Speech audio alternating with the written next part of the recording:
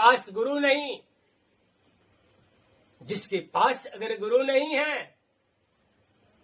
उसके शरीर रूपी गाड़ी का कोई निश्चित नहीं है, कब पलट जाए संसार में, माया में ममता जन्म। अपने शरीर रूपी गाड़ी का ड्राइवर बना दीजिए, सारथी बना दीजिए। अर्जुन ने किसको सारथी बनाया? भगवान को। आप किसको सारथी बनाए हैं? आप सारथी तो उसी चोर, एक नंबर का जो चोर है, एक नंबर का पक्का जगमोहन ठगमोहन है, उसी को आप तो अपने गाड़ी का ड्राइवर बनाए हैं। अर्जुन ने भगवान को ही, उन परम पिता परमेश्वर ही को ही अपने शरीर का सारथी बना दिया। तब तो महाभारत जी विषम पितामह रूपी सागर से, कर्ण ऐसे सागर से, द्रोणाचार्य ऐसे सागर से निकले। ये सागर थे सब लोग, इनको जीतने वाला कोई नहीं था, बल से भरे पड़े थे। विषम पितामह भी इच्छा कवच पहने हैं, इच्छा मृत्यु का। कर्ण भी वैसे ही योद्धा, काश साथ में भगवान नहीं होते। एक ही अर्जुन नहीं, हजारों अर्जुन भी भगवान के बिना उन विषम पितामह का, द्रोणाचार्य का बाल बांका नहीं कर सकते। भगवान की ही कृपा से अर्जुन ने इन सबको धराशायी कर दिया। वही हाल, वही दशा आपकी है। भगवान को अपने शरीर का सारथी नहीं बनाते, काम को बनाए हैं, लोभ को बनाए हैं। तो ये तो एक नंबर का पक्का डकैत है, न जाने आपके घर को कब लूट डाले। अरे चोर कभी किसी का होता? इसलिए जो चोर नहीं है, जो माखन चोर है, जो माखन चोर है, विषय वासना में नहीं है, प्रेम का चोर है। समझ रहे हैं? चोर बनावत अर्थात भगवान को अपने शरीर का, जो भक्तों के प्रेम को जुराते हैं, भक्तों के साथ रमण करते हैं, भक्तों के किए हुए कर्म को, कर्म से निकले हुए फलों को भगवान स्वीकार करते हैं, उन भगवान को अपने शरीर का सारथी बना दो। आनंद ही आनंद है, आनंद ही आनंद है। नहीं तो दुख भोगने के लिए भी तैयार रहो।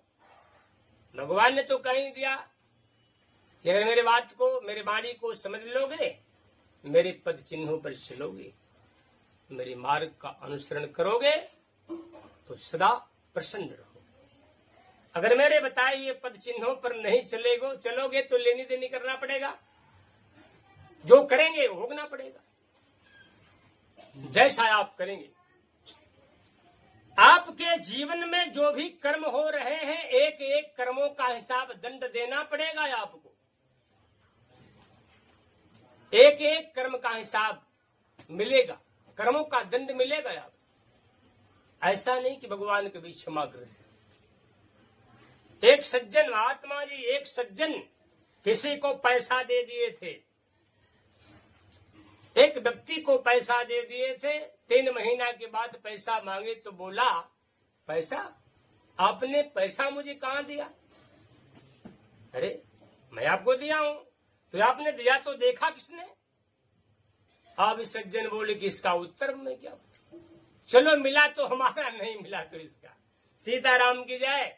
अपने घर पर आ गए। एक दिन एक महात्मा उस गांव में आए, कथा कहने लगे, प्रवचन कहने लगे, मंच पर बैठे थे। गांव के बहुत सारे भक्त सज्जन लोग कथा श्रवण करने आए, भगवान का प्रेमी। इसके मन में भी आया कि भाई कौन महात्मा, कहाँ की महात्मा, थोड़ा सा देखा जाए। अरे भाई महात्मा से बहुत लोग घृणा भी करते हैं। हाँ, जो पैसा लिया था वो भी आ गया, जो नहीं दे रहा था लेकर वो भी आ गया। इसलिए कथा महात्मा जी भगवान का जब कह रहे थे तो कथा कहते कहते उनके मुख से आकाश मात्र निकल गया कि जिसका पैसा लेकर या किसी प्रकार का वस्तु पदार्थ लेकर जो प्राणी उसको नहीं पुनः देता है, उसे बैल बनकर भी उसका भारपाई करना पड़ता। कथा समाप्त हुआ।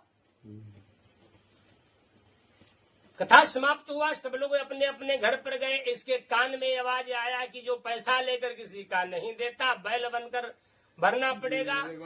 अब इसके मन पर ए टच कर गया, अब मन में चिंता बनी, वो चल रहा, अरे बैल बनकर भरना पड़ेगा हमको, 2 कदम चलता है, अरे बैल बनकर भरना पड़ेगा, यही मन पर इसकी नाचने लगा। उसकी पत्नी ने घर पर भोजन दिया, भोजन भी नहीं कर पाता, एक कवर मुख में डालता तो अरे किसी का पैसा लेकर कोई नहीं देता, तो बैल बनकर सोने गया। सोने के बाद भी कभी स्वप्न में बैठ जाता कि अरे किसी का पैसा लेकर रो नहीं देता, बैल बनकर बैल बैल बैल बैल चिंता हो गई। मेरे पास पैसा प्रभु ने दिया तो मैं बैल क्यों बनूं, इसी जन्म में क्यों न उसके पैसा को मैं अदा कर दूं। सुबह शौच भी नहीं गया, स्नान भी नहीं गया, और चाबी लिया, तिजोरी खोला, पैसा निकाला, सज्जन महाराज के पास जाकर बोला, हे प्रभु अपना पैसा ले लो, हे महाराज जी अपना पैसा हमें क्षमा कर। यह है संत की वाणी, यह है गुरु की वाणी। ज्ञानी मारत ज्ञान से, व्याधा मारे तीर, सदगुरु मारे शब्द से, जो शब्द आत्म चीर। प्रेम से बोली सच्चिदानंद भगवान की ज्ञानी ज्ञान से वार करते हैं, शिकारी तीर से वार करता, लेकिन सदगुरु अपने वाक्य से ही वार करते हैं, जो आत्मा कठोर शरीर हृदय को चीर देता है, अर्थात माया से निकालकर, वासना कामना से निकालकर जीव को परमात्मा से जोड़ने में काम कर देता है। एक गुरु का, सतगुरु का, ऐसा जानकर आप लोग सदा गुरु के साथ रहिए, संत के साथ आनंद आएगा। आज भगवान इस गीता की 8वें अध्याय में, इस गीता की 8वें अध्याय में प्रभु ने 12वें और 13वें श्लोक में हरि ने, प्रभु ने बताया, निर्गुण निराकार सर्वव्यापी अनंत चेतन अव्यक्त परमात्मा के स्वरूप का चिंतन कैसे होगा, और उन परमात्मा का चिंतन करने वाला जो निर्विकार अभेदवादी जो संत है, जो साधक हैं, उनकी अंतकालीन गति क्या होती है, इसका वर्णन मैंने उपयुक्त शब्दों में कर दिया। अब भगवान आगे बताने जा रहे हैं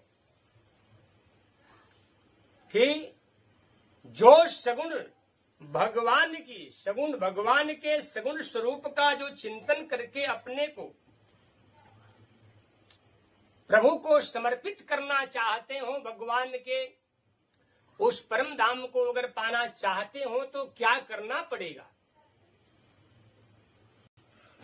अब इस पर भगवान कौन सा साधन है, कैसे साधन करें जिससे भगवान के सगुण स्वरूप में हम प्रवेश करें, हमें शांति मिले, प्रभु दर्शन हो जाए, प्रभु प्राप्ति हो जाए। अब इस पर भगवान 14वें श्लोक में अध्याय 8वें अध्याय के 14वें श्लोक में वर्णन करेंगे। भगवान अनन्य चेता सततम यो माम स्मृति नित्यसः तस्याहं सुलभ पार्थ नित्ययुक्तस्य योगिनः। प्रेम से बोलिए सच्चिदानंद भगवान की जय हो। अनन्य चित्ता, अनन्य चित्त के द्वारा, हे धनंजय, जिसका चित्त अनन्य हो, अन्य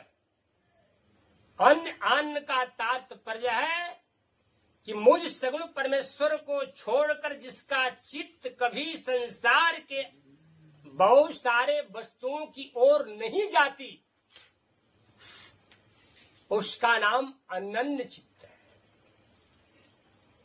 अनन्य चित्त, जिसके मन में अन्यान नहीं, संसार का कोई रूप नहीं, कोई पद नहीं, कोई प्रतिष्ठा नहीं, कोई पदार्थ नहीं, कोई प्राणी नहीं, कोई वस्तु नहीं।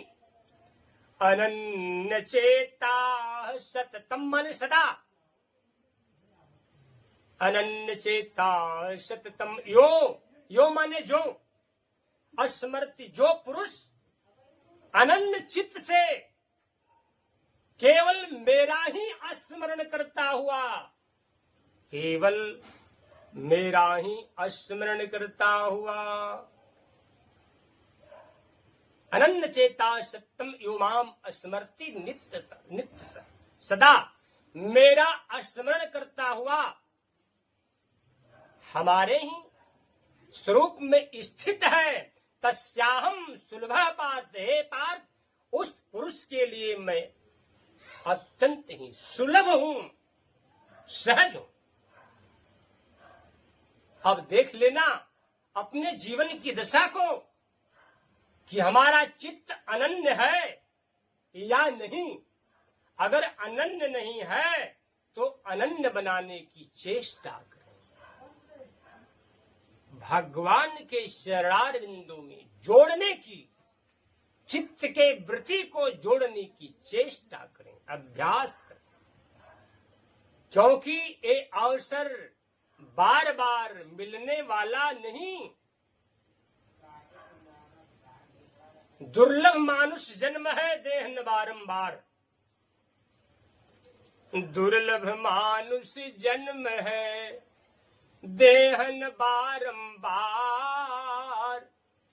तरुवर जो पत्ता झरे बहुरी न लागे डार।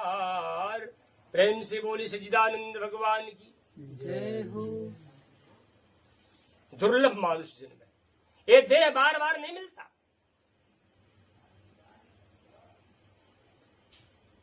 दुर्लभ मानुष जन्म है देह न बारंबार। तरुवर, क्योंकि जैसे वृक्ष का टूटा हुआ पत्ता पुनः वृक्ष में, वृक्ष का टूटा हुआ पत्ता पुनः वृक्ष में नहीं जुड़ता, उसी प्रकार एक बार मनुष्य शरीर जब टूट जाता है, पुनः मनुष्य के शरीर में आना दुर्लभ हो जाता है। इसलिए संभालिए अपने आप को, रोकिए अपने आप को, माया से बचाइए अपने आप को। बच नहीं सकते अगर देखते चलती चक्की देख के दिया कबीरा रोए। जो दो चापन के बीच में साबुत बचा न को। जब चक्की चलती है तो कबीरदास जी कहते हैं कि जो चाप के अंदर गया वो तो पिस गया, लेकिन जो किल के पास दाना रह जाता उसका कभी बाल बांका नहीं होता। इसीलिए इसी प्रकार किल भगवान है, किल संत जन है।